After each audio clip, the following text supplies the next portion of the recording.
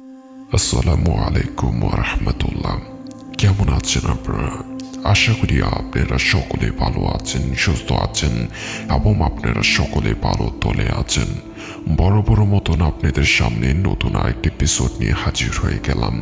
আশা করি আজকের এপিসোডটা আপনাদের ভালো লাগবে এবং আমাদেরকে এই ঘটনাগুলি পাঠিয়েছেন মাইনুদ্দিন ভাই। তার ঘটনাগুলি অবশ্যই অথেন্টিক এবং রিয়ালিস্টিক ভাবে তিনি উপস্থাপন করেন এবং তিনি ঘটনাগুলি আমাদেরকে কালেক্ট করে পাঠান। সে ঘটনাগুলি আজকে আপনাদেরকে শেয়ার করব। এই ঘটনাটা একটা ঘটনা নেই, অনেকটি জোড়া তালিক দেওয়া ঘটনা। আশা করি এই ঘটনাটা আপনাদের ভালো লাগবে। তো আমি সরাসরি চলে যাচ্ছি ঘটনায়। আর ঘটনা যাওয়ার আগে যারা আমাদের এই চ্যানেলে নতুন, অবশ্যই চ্যানেলটি সাবস্ক্রাইব করবেন আর পাশে থাকা বেল আইকনটি ক্লিক করে দিবেন, কেননা পরবর্তীতে ভিডিওগুলো পাওয়ার জন্য। তো চলুন আমরা চলে যাচ্ছি আমাদের ঘটনায়। যেভাবে লেখা আছে আমি সেভাবেই পড়ছি। ভূতপ্রেতের ভয় কোনোদিনই ছিল না এরকম মানুষ খুঁজে পাওয়ার। পূর্ণিমা অথবা অমাবস্যার রাতে হাট বাজার থেকে ফিরতে গিয়ে ভূতের কবলে পড়েছে না এরকম মানুষ খুঁজে পাওয়া খুবই বার, এবং সেই কবলে পড়ে মানুষের জান চলে গেছে সেরকম ঘটনা আমরা সবাই কম বেশি শুনেছি। ছোটবেলায় আমার ভূতপ্রেত বিষয়ে ব্যাপক আগ্রহ ছিল। আমি ছোটবেলার সবচেয়ে বেশি ভূতের গল্প শুনেছি এবং পড়েছি। সবচেয়ে বেশি শুনেছি আমার বাবা আর দাদুর মুখ থেকে। এছাড়া অনেকের মুখে শুনেছি। তখন আমি এই সকল গল্প শুনে কখনো অবিশ্বাস করিনি, সবকিছুই সত্য ভেবেছি। আমার অন্য পরিচিতর কাছেও শুনেছি অনেক ঘটনার বিবরণ। সেসব ঘটনারই কিছুটা বলবো, যার একটা ঘটনা ছাড়া বাকি সবগুলো ঘটনাই আমাদের এলাকায় ঘটেছে। রাত প্রায় 2টা, আকাশে মেঘের ডাকাডাকি, মাঝে মাঝে বিদ্যুৎ চমকাচ্ছে। যখন বিদ্যুৎ চমকায় তখন চারিদিকে কিছুক্ষণের জন্য আলোকিত হয়ে যায়। মদন শিকদার কোনো এক কারণে দূর কোথাও গিয়েছিলেন, তাই ফিরতে এত রাত হলো। আমাদের বাড়ির সামনের রাস্তা যেখানে মোড় নিয়েছে তার পাশে একটা লম্বা তাল গাছটার নাম মোল্লাবাড়ির মোড়। বাঁশঝাড়, তাল গাছ হিজিবিজি অবস্থায় থাকায় মেগুনি গাছ আর আম বাগান দিয়ে ঘেরা জায়গাটা একসময় দিনের বেলাতেই ভয়ানক লাগত। মদন শিকদার মোল্লা বাড়ির মোড়ে এসে হঠাৎ থমকে দাঁড়ালেন। কিছুক্ষণ চুপ করে থাকার পর তিনি বুঝতে পারলেন সামনে তাল গাছটা কাঁপছে, থরথর করে কাঁপছে। কিছু একটা বুঝতে পেরে তিনি গাছের মাথার দিকে তাকালেন না, আবারও বাড়ির দিকে পা বাড়ালেন। গাছটা প্রবলভাবে কাঁপা শুরু করে। হঠাৎ মদন শিকদারের উপর কে যেন প্রস্রাব করে দেয়। উটকে গন্ধযুক্ত প্রস্রাবে মদন শিকদারের শরীর ভিজে যায়। মদন শিকদার আর কাল বিলম্ব না করে এক দূরে বাড়ি এসে পড়ে। বাড়িতে আসার পর লক্ষ্য করে তার শরীরে পুরোটাই শুকনো, একটু ভেজা নয়। এই ধরনের ঘটনা সে মোল্লাবাড়ির মোড়ে মাঝে মাঝে করত। মোল্লাবাড়ির সেই মোড় থেকে একটু আগে রাস্তার বাম পাশে একটা বড় আম গাছ ছিল। বড় বড় আম ধরত সেই গাছে। আষাঢ় মাসে ঝড়ে যখন আম করতে যেতাম, সে আম তলায় যখন মাঝে মাঝে বড় বড় আম মাথায় পড়ে অনেকের অজ্ঞান হয়ে যেত। এত বড় বড় আম ধরত সেই গাছে। একদিন স্কুল ছুটি দিয়েছে আমি তখন ক্লাস 2তে পড়ি। হাতে একটা কঞ্চি নিয়ে খেলতে খেলতে বাড়ি ফিরছি। এমন সময় পরিচিত কোনো তরুণীর চিৎকার শুনে ছুটে গেলাম। সে আম গাছটার দিকে গিয়ে দেখে সেই বড় আপু চোখ বড় বড় করে সেদিকে তাকাচ্ছে। যেহেতু তিনি চিৎকার দেওয়ার পর আমি প্রথম সেখানে গিয়েছি, তাই তিনি আমাকে লক্ষ্য করে হাতের ইশারায় গাছের ডালের দিকে তাকাতে বললেন। আমি গাছের দিকে তাকালাম এবং তাকিয়ে যা দেখলাম তা আমার মৃত্যুর আগ পর্যন্ত মনে থাকবে।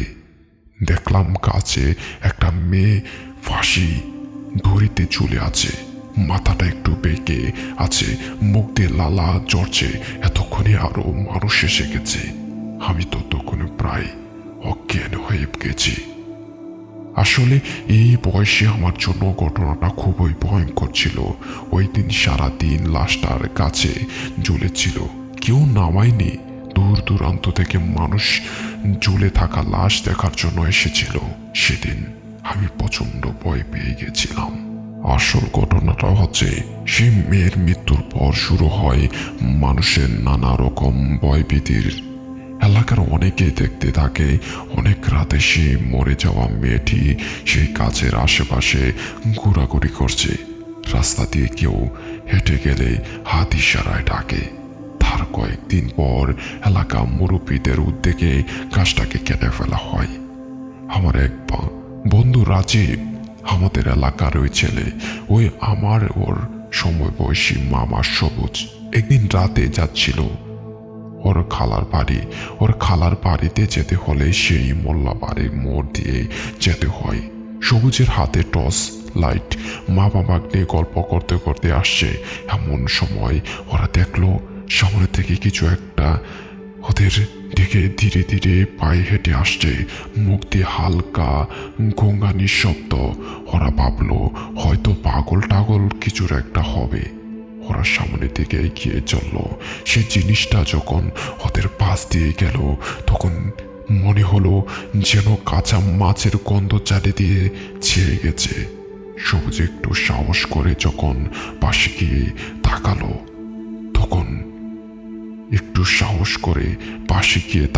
তখন দেখা গেল একটা জ্যান্ত মাছ চিবুচ্ছে।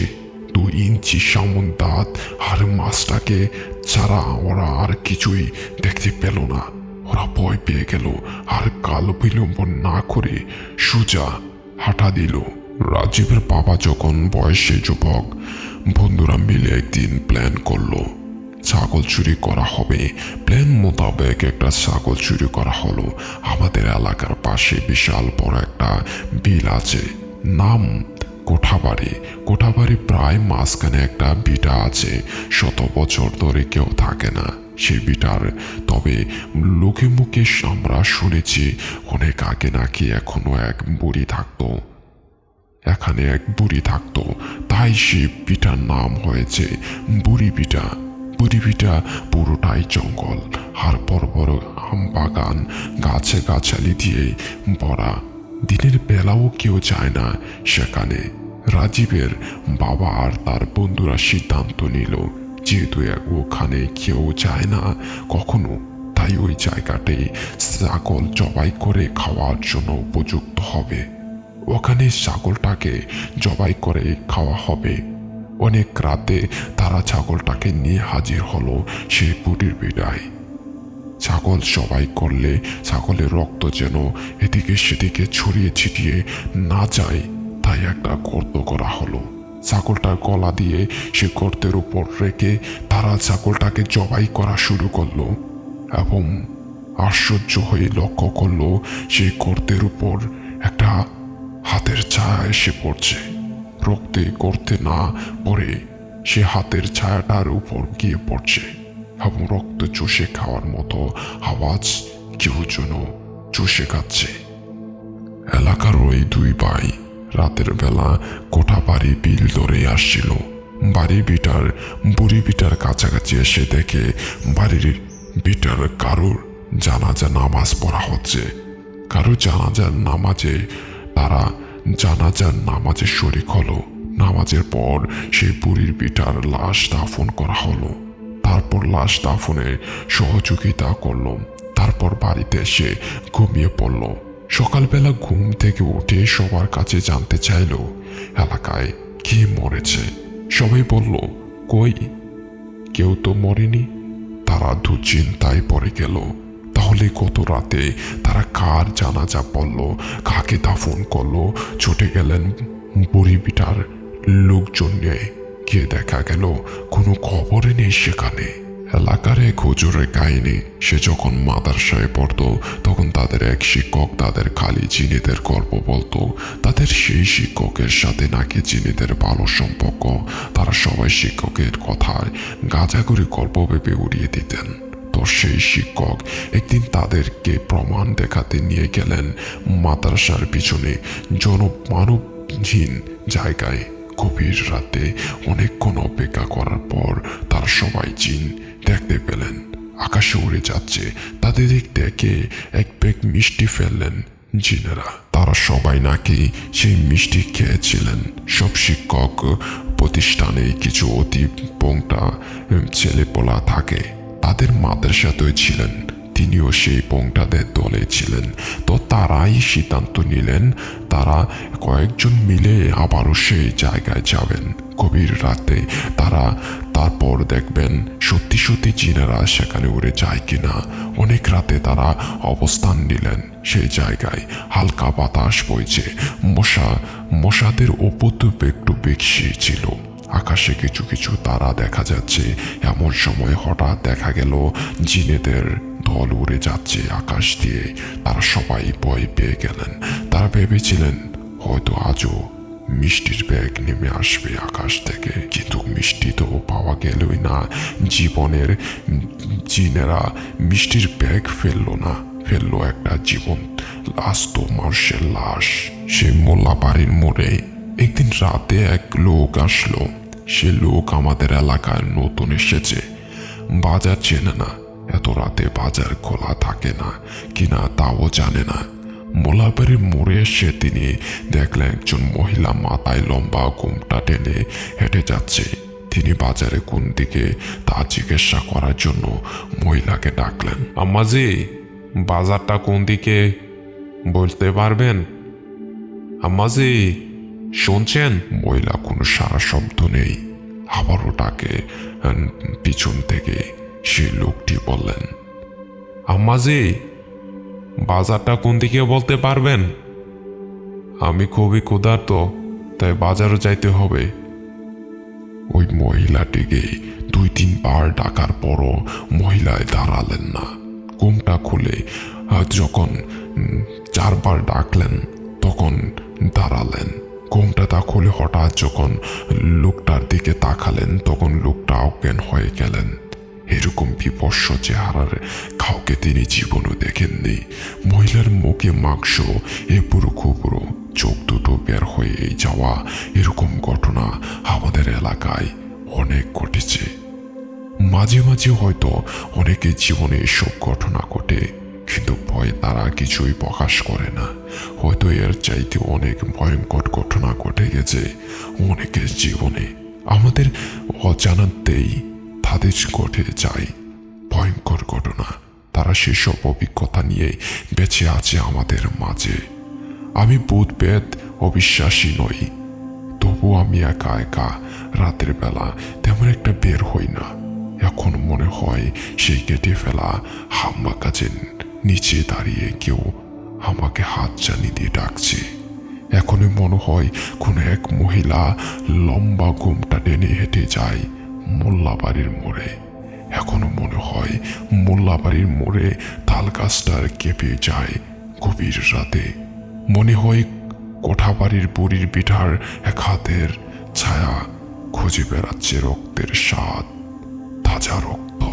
এই ছিল ঘটনা। আশা করি আপনাদের এই ঘটনাটি ভালো লেগেছে, এবং আপনাদের যদি ঘটনাটি ভালো লাগলে অবশ্যই আমাদেরকে জানাবেন। এবং আপনাদের যদি এরকম ঘটনা ভালো লাগে অবশ্যই আপনারা আমাদেরকে জানাবেন। এবং আপনাদের আরেকটি কাজ করতে হবে, আপনারা আমাদেরকে ঘটনা পাঠান। ঘটনা পাঠাতে হলে অবশ্যই আপনারা অডিও ক্লিপ পাঠাতে পারেন অথবা আমাদেরকে ইমেল করে পাঠাতে পারেন, এবং না হয় আপনারা আমাদের স্টুডিওতে এসে আমাদের সাথে ঘটনা শেয়ার করতে পারেন।